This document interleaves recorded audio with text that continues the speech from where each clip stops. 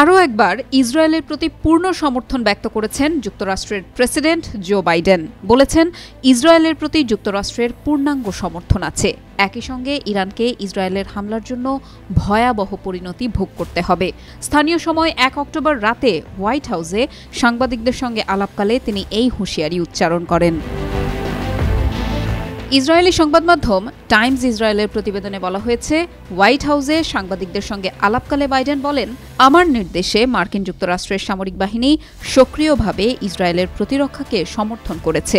ইরানের আক্রমণ পরাজিত এবং অকার্যকর বলে মনে হচ্ছে।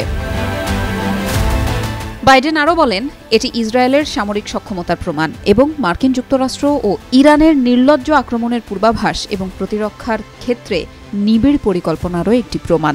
কোনো ভুল করবেন না, মার্কিন যুক্তরাষ্ট্র ইসরায়েলকে সম্পূর্ণরূপে সমর্থন করছে।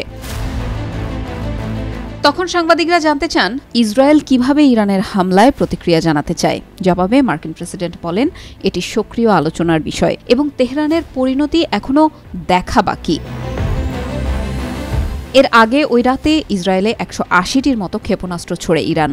এই হামলায় তাৎক্ষণিকভাবে হতাহতের কোনো খবর পাওয়া যায়নি। এর প্রেক্ষিতে ইসরায়েল জুড়ে জরুরি অবস্থা ঘোষণা করেছে ইসরায়েল সরকার।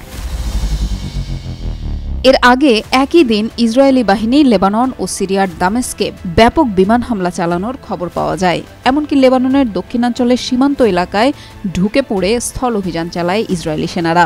এর পরপরই ইসরায়েলে ইরানি হামলার এই খবর পাওয়া গেল।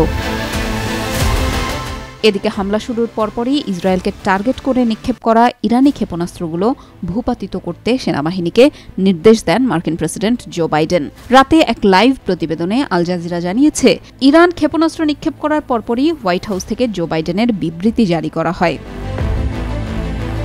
একই সঙ্গে ইসরায়েলের আশপাশের অঞ্চলগুলোতে যুক্তরাষ্ট্র বিগত দিনগুলোতে সামরিক উপস্থিতি বাড়িয়েছে। এর আগে গত ১৩ এপ্রিল ইসরায়েলের ওপর একটি হামলা চালিয়েছে ইরান। সে সময়ও ইরানি ক্ষেপণাস্ত্রগুলো গুলি করে ভূপাতিত করার ক্ষেত্রে একটি গুরুত্বপূর্ণ ভূমিকা পালন করেছিল মার্কিন বাহিনী।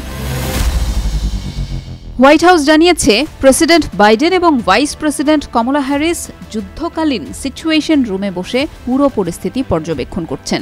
ইরানের ফার্স বার্তা সংস্থার বরাতে আল জাজিরা জানিয়েছিল, ইসরায়েলে হামলার দায় স্বীকার করেছে ইরান।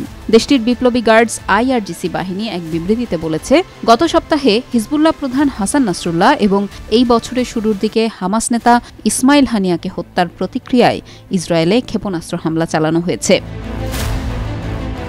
আইআরজিসি বিবৃতিতে বলেছে, ইসমাইল হানিয়া, হাসান নাসরুল্লাহ এবং আইআরজিসি গার্ডস কমান্ডার নীল ফোরশানের শহীদ হওয়ার প্রতিক্রিয়ায় আমরা অধিকৃত অঞ্চলগুলোর কেন্দ্রস্থলকে টার্গেট করেছি।